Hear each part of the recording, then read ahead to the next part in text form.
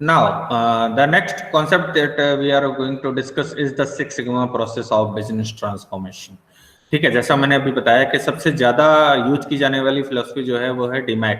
ठीक है, define, measure, analyse, improve and control, जो कि किसमें यूज की जाती है, प्रोडक्ट डेवलपमेंट या प्रोडक्ट मैन्युफैक्चरिंग या सर्विस डिलीवरी के फील्ड में। ठीक है, तो although the six sigma uses various methods to discover deviations and solve the problems. The DMAC is the standard methodology used by Six Sigma practitioners. And Six Sigma uses a data-driven management process used for optimizing and the underlying framework is a strong customer focus and robust use of data and statistics to conclude. So first step is define. What is define? Basically the Six Sigma process begins with the customer centric process. जैसा मैंने बताया था, focus on customer. तो customer क्या चाहता है, उसकी क्या रिक्वायरमेंट है, उसकी क्या नीड है, that you need to define. Okay, so first step customer centric approach के साथ आप इसको स्टार्ट करेंगे सिक्स सिग्मा को, कि व्हाट कस्टमर वांट्स बेसिकली, तो that is the define step. तो इसमें क्या क्या स्टेप्स हैं जो कि आपको परफॉर्म करने होंगे। स्टेप नंबर 1 है the business problem is defined from the customer perspective. ठीक है, second is goals are set, what do you want to achieve and what are the resources you will use to achieve the goals. Okay, and step number 3, map the process, verify with the stakeholder that you are on the right track. अब देखिए basically इसमें क्या define करना है आपको कि problems क्या है। ठीक है, कस्टमर की नीड्स या वांट्स या कह सकते हैं डिजायर्स क्या हैं, ठीक है, उनको आपको मैप करना है सबसे पहले। ठीक है, तो आप the business process is defined from the customers perspective. Customer के पर्सपेक्टिव में आपको डिफाइन करना है। अभी मैंने आपको बताया था कि कस्टमर इकोनॉमिक्स का प्रिंसिपल है कि कंज्यूमर्स डिमांड्स आर अनसैटिएबल, है ना, जिनको कभी भी फुलफिल पूरी तरह से आप कह सकते हैं कैप्चर नहीं कर सकते हैं। ठीक है, जैसे जैसे कंप्यूटर मार्केट में आता है, आप देखिए तो लॉट में नहीं है। अभी टेलीकॉम मार्केट आप देख लीजिए, तो टेलीकॉम मार्केट में क्या है कि कोई भी प्लेयर ऐसा नहीं है जो नंबर 1 की पोजीशन में सस्टेनेबल तरीके से रह पाया, है ना। उसमें आप देखिए कभी कोई प्लेयर है जो कि मार्केट शेयर ग्रैब कर लेता है, कभी दूसरा प्लेयर। ठीक है, तो वो है कि उस इंडस्ट्री में वेरिएशंस इतने ज्यादा है। अभी आप देखिए जैसे जैसे IoT है ना, वर्चुअल रियलिटी और आपका ऑगमेंटेड रियलिटी और मशीन लर्निंग, AI वगैरह के कॉन्सेप्ट आने लगे हैं, तो वैसे वैसे जो कह सकते हैं स्लो और डेड मूवमेंट वाले एरियाज थे, है ना, उनमें भी आपको ग्रोथ देखने को मिली है। ठीक है, जैसे रेफ्रिजरेटर है या आपका टेलीविजन है, इस मार्केट में भी अभी स्मार्ट टीवी, अल्ट्रा HD, है ना, HD, ठीक है, कर्व्ड और बहुत सारे वेरिएशंस आपको देखने को मिले हैं। तो वो सब क्या है बेसिकली कि कस्टमर की जो डिमांड था या कस्टमर की जो पर्सपेक्टिव थी उसको कहीं ना कहीं वो कंपनीज कंसीडर करने लगी हैं, और जहां पर स्लो और डेड मूवमेंट आपको देखने को मिल रहा था, अब वो भी कह सकते हैं कि वहां पर भी आपको मूवमेंट देखने को मिला है, वहां पर भी आपको चेंजेस देखने को मिले हैं। ठीक है, तो goals are set and what do you want to achieve, what are the resources you will use to achieve the goals. Basically अब आपको QFD पर जाने की जरूरत है, क्वालिटी फंक्शन डिप्लॉयमेंट, की कस्टमर क्या चाहता है, वॉइस ऑफ कस्टमर, और आप क्या क्या डिलीवर कर सकते हैं। ठीक है, तो इसको आप क्या करेंगे, goals are set and what do you want to achieve, है ना, आप क्या अचीव करना चाहते हैं वो कस्टमर के जो कह सकते हैं नीड्स के एंटीसिपेशन में, and what are the resources you will use to achieve the goals. ठीक है, और कौन कौन से रिसोर्सेज यू हैव उन गोल्स को अचीव करने के लिए, तो that you need to define here. Okay, next is map the process. अपनी प्रोसेसेस को मैप करेंगे कि अभी हम क्या डिलीवर कर रहे हैं। ठीक है, and verify with the stakeholder. जैसे आपको अगर मान लीजिए रॉ मटेरियल में चेंज की जरूरत है, ठीक है, आज के टाइम में आप देखिए तो अभी पिछले डिकेड की बात करें तो जब ऑटोमोबाइल सेक्टर में लोग क्या देखते थे कि कम से कम कार तो हो, है ना, कम से कम पैसे में, है ना, 1 लाख में 1.5 लाख में हमें कार मिल जाए, ये कंसर्न रहता था। अब क्या है, कॉस्ट डज नॉट मैटर, है ना, सनरूफ होना चाहिए, उसमें ABS, EBD और सेफ्टी फीचर ज्यादा से ज्यादा होने चाहिए, है ना। तो अब आज के टाइम में क्या है कि जो कस्टमर का पर्सपेक्टिव है वो बदल गया है, वो कॉस्ट फोकस से या कॉस्ट सेंसिटिव कस्टमर की बजाय वो क्वालिटी सेंट्रिक कस्टमर हो गया है, जस्ट बिकॉज की उसकी परचेजिंग पावर बढ़ गई है। ठीक है।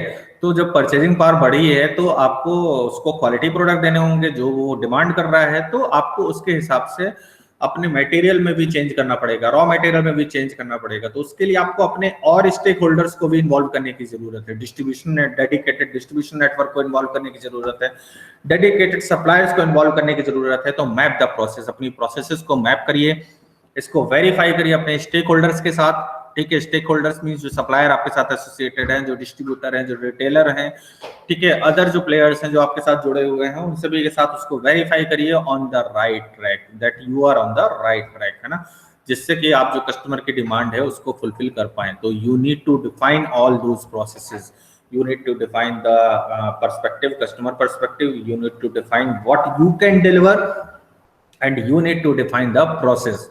ठीक है, जिसके थ्रू आप प्रोसेसेस में जो भी आपके स्टेक होल्डर्स इन्वॉल्व हैं उनका क्या कंट्रीब्यूशन होगा, उनके कंट्रीब्यूशन को किस तरीके से एनरिच किया जाए, तो ये सभी कुछ आपको डिफाइन करने की जरूरत है। Okay, next is measure। what is measure? The second phase is focused on the metrics of the project and the tools used in the measurement and how can you improve, how can you quantify this। Okay, so measure step में क्या major करना है कि अभी हम current scenario में कहां पर लाई कर रहे हैं, इसके लिए भी QFD एक बहुत अच्छा टूल है। ठीक है, क्वालिटी फंक्शन डिप्लॉयमेंट का आप इस्तेमाल कर सकते हैं। तो उसमें क्या है कि आपकी क्या पोजीशन है और आपके कंप्यूटर की क्या पोजीशन है, वो भी आप वहां पर मैप कर सकते हैं। ठीक है, वॉइस ऑफ कस्टमर के अलोंग और स्किल सेट जो आप डिलीवर कर रहे हैं या skill sets that you are owing, और उसके अलोंग भी आप अपनी कंप्यूटर पोजीशन देख सकते हैं। तो the second phase is to focus on the metrics of the project and the tool used in the measurement and how can you improve and how can you quantify this। okay, so step 1 is measure your problem in numbers or with supporting data। okay, and define the performance yardstick, fix the limit for y, yes or no, है ना, जो भी है वो आप वहां पर properly define करेंगे। ठीक है, मेजर करेंगे, evaluate the measurement system to be used and can it help to you achieve your outcome. okay, so basically you will measure your performance कि where you are lying currently, अभी आप जो customer की expectation है उनको fulfil करने में आपकी कॉम्पिटिटिव पोजीशन कहां पर है। ठीक है, तो that you will measure। third is analyze। the third phase analyzes the process to discover the influencing variables। ठीक है, तो अब इसमें क्या देखेंगे, determine if your process is efficient and effective। ठीक है, and does the process help achieve what you need। okay, so step second is quantify your goal in numbers, for instance reduce defective good by 20%। just a moment।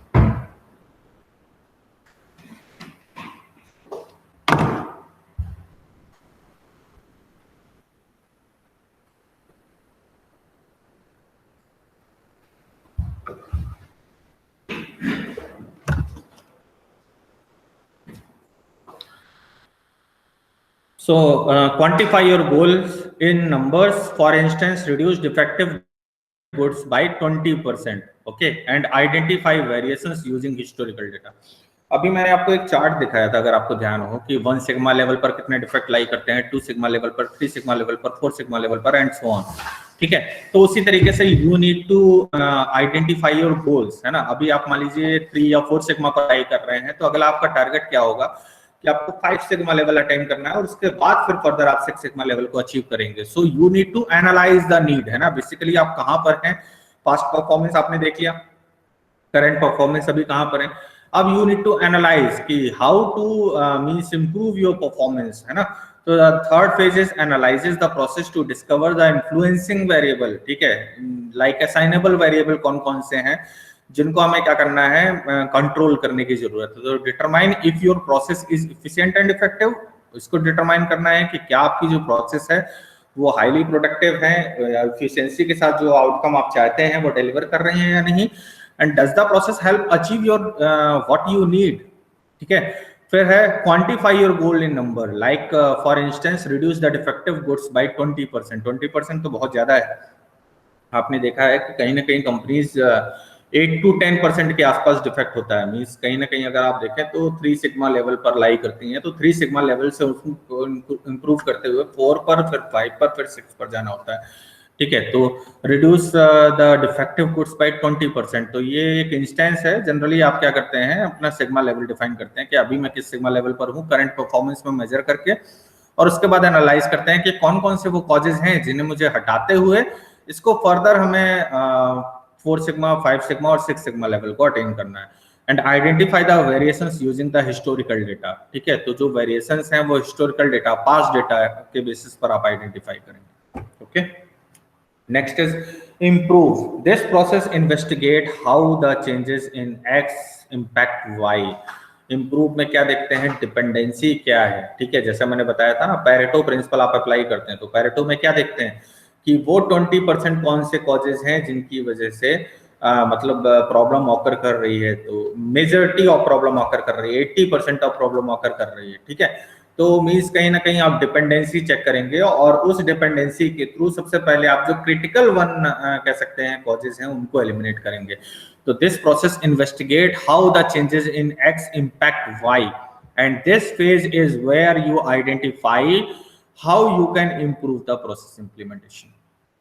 Okay, so step 1 क्या है, identify the possible reasons, test to identify which of the X variable identifies in process 3 influence Y. Process 3 क्या थी आपकी, analyse, है ना। तो कौन सी process 3 में कह सकते हैं वेरिएबल है जो कि वाई को इन्फ्लुएंस कर रहा है। ठीक है, तो step number 2, discover the relationship between the variables. Variables के बीच में आपस में कौन सा इंटर रिलेशनशिप है।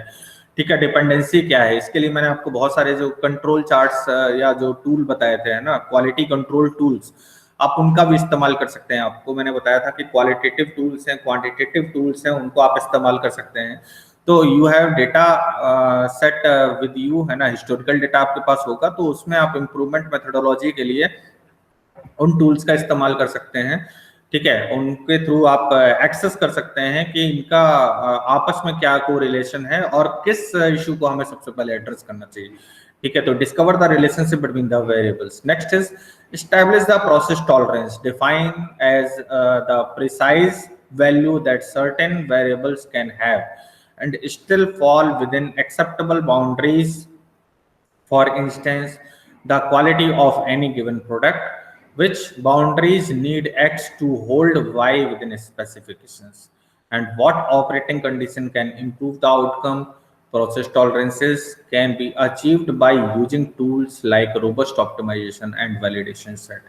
ठीक है, तो यहाँ पर आपको जब आपने आइडेंटिफाई कर लिया कि सबसे ज्यादा कौन सी किस में डिपेंडेंसी है, कौन से ऐसे वेरिएबल हैं जो कि सबसे ज्यादा वेरिएबल्स को अफेक्ट कर रहे हैं, तो उसके बाद आप क्या करेंगे, उन क्रिटिकल इश्यूज को सबसे पहले एड्रेस करेंगे। ठीक है, उनके रिगार्डिंग आप स्ट्रेटेजी प्लान करेंगे। So you need to develop an improvement plan, okay, and you need to incorporate that improvement plan over there. ठीक है, तो उसको इम्प्लीमेंट करने की जरूरत है, उस इम्प्रूवमेंट प्लान को ड्राफ्ट करने की जरूरत है। ठीक है, based on the dependency of variables. Okay, next step is this control. Okay, so in this final phase, you determine that the performance objective identifies in the previous phase is well implemented and that the design improvement are sustainable. Okay, so control क्या होता है basically कि अब जो भी deviation हमने notice किया था वो दोबारा से ना आने पाए, जो डिफेक्ट हमने अभी देखा था वो दोबारा से हम उसी सिचुएशन पर ना पहुंच जाए। होता है ना कि आपने कोई इम्प्रूवमेंट प्लान अप्लाई किया और उसके बाद फिर आपने देखा कि हाँ यू हैव अटेन्ड, और उसके बाद आपने उसको लिथार्जिकली वैसे ही छोड़ दिया, तो उससे क्या होता है कि दोबारा से फिर आप वही उसी पोजीशन पर पहुंच जाते हैं। ठीक है, तो you need to control, develop a control mechanism over there. Okay, so in this final phase you determine that the performance objective identified in the previous phase is well implemented and that the designed improvement are sustainable. Okay, so validate the measurement system to be used, establish the process capability, and is the goal being met. For instance, will the goal reducing defective goods by 20% be achieved? means जो भी आपने percentage decide किया है क्या आपने उससे achieve कर लिया है, इसको वैलिडेट करें मेजरमेंट सिस्टम को, पीरियोडिसिटी डिसाइड करें, फ्रीक्वेंसी डिसाइड करें कि कितनी पीरियोडिसिटी में आपको उस सिस्टम को चेक करना है, परफॉर्मेंस को चेक करना है, and once the previous step is satisfied implement the process. और अगर कह सकते हैं आपने उसको कंट्रोल कर लिया है तो फर्दर उसको सस्टेन रखना है और फिर फर्दर इम्प्रूवमेंट आपको प्लान करना है। So that is basically six sigma DMAC philosophy, ठीक है, define, measure, analyse, improve and control. Okay, so if you talk about the tools that you may adopt in this philosophy, so these are the list of tools that you may you should get the expertise over these tools. Okay, so first is define. So define के लिए क्या है? define the opportunity, कि कहाँ पर हमें improvement की जरूरत है, इसको define करें। voice of customer है ना, इसको identify करें, हम क्या deliver कर सकते हैं इसको identify करें और उसको define करें, ठीक है। उसमें हमारी कॉम्पिटिटिव पोजीशन क्या है, तो इन सभी को डिफाइन करने के लिए जो की डिफाइन टूल्स यूज किए जाते हैं वो होते हैं cost of poor quality, voice of stakeholder, ठीक है, project charter, as is process maps and primary metrics. ये सभी टूल्स मैं अभी तक डिस्कस कर चुका हूँ, कुछ क्वालिटी कंट्रोल में किए थे, कुछ और कहीं पर मैंने अलग से अदर यूनिट्स में कवर किए हैं। So you need to you may use this tools in this regard, means defining, है ना। Cost of poor quality you may use, voice of stakeholder और वॉइस ऑफ कस्टमर, है ना। Stake holder में क्या आते हैं आपके सप्लायर, डिस्ट्रीब्यूटर, रिटेलर वगैरह, क्योंकि आप कहीं ना कहीं उनको भी इन्वॉल्व करते हैं ना, कि जो कस्टमर की रिक्वायरमेंट है उसको पूरा करना है, तो हम एक एज ए टीम या हम as a supply chain partner हम उसको किस तरीके से डिलीवर कर पाएंगे। तो you need to focus on stakeholder point also, है ना। And project charter, as is process map and primary metrics, 5 metrics. Okay, so these and various types of metrics are there, so you may use those metrics also. Okay, so this is for the define purpose. Next tool is for major. तो major के लिए, measure the current performance, अभी की आज की current performance को major करने के लिए आप क्या करेंगे, ये कुछ टूल्स हैं जिनका आप इस्तेमाल करते हैं। Critical to quality requirement, CTQ, okay, sample plan, capability analysis, ठीक है, कैपेबिलिटी मैच्योरिटी मॉडल, इन सब का भी इस्तेमाल कर सकते हैं। और failure mode and defect analysis, process failure mode and defect analysis and design failure mode and defect analysis, तो इन दोनों का आप इस्तेमाल कर सकते हैं। Okay, next is analyse phase. Analyse में क्या करना है, analyse the root causes of problem, क्या प्रॉब्लम की वजह है ना, कॉजेज क्या क्या है, ठीक है, तो उनको आइडेंटिफाई करना, मींस वेरिएबल्स एक्स को आइडेंटिफाई करना, ठीक है। तो अब इसके लिए क्या करेंगे आप, हिस्टोग्राम का यूज कर सकते हैं, box plot, multi variable charts, hypothesis testing, regression analysis, इन सभी का आप इस्तेमाल कर सकते हैं to find out the root causes of problem. Fishbone diagram का भी इस्तेमाल कर सकते हैं। तो जो भी आपके वो क्वालिटी कंट्रोल टूल्स हैं उन सभी का आप इस्तेमाल कर सकते हैं to analyse the root causes of problems. Okay, next is improve. क्या इम्प्रूव करना है आपको, इनके बीच में क्या, वेरिएबल के बीच में क्या रिलेशनशिप है, इम्प्रूवमेंट प्लान, स्ट्रेटेजी बनानी है और उसको इम्प्लीमेंट करना है, ठीक है। तो improve the process to eliminate the root causes, तो इसके लिए सॉल्यूशन सिलेक्शन मैट्रिक्स का आप इस्तेमाल कर सकते हैं, टू बी प्रोसेस मैप का इस्तेमाल कर सकते हैं। तो these are some tools that you may use for further this step improvement plan. Okay, next is control. Control the process to sustain the gain, तो किस तरीके से कंट्रोल करना है, कंट्रोल चार्ट्स का इस्तेमाल कर सकते हैं, कंटिंजेंसी एंड एक्शन प्लान का इस्तेमाल कर सकते हैं। तो these are some tools that you may use for control purpose. So these are various tools that you need to expertise over these tools to further implement this process, define, measure, analyze, improve and control. So if you have any doubt or query regarding this process, you may ask. No sir.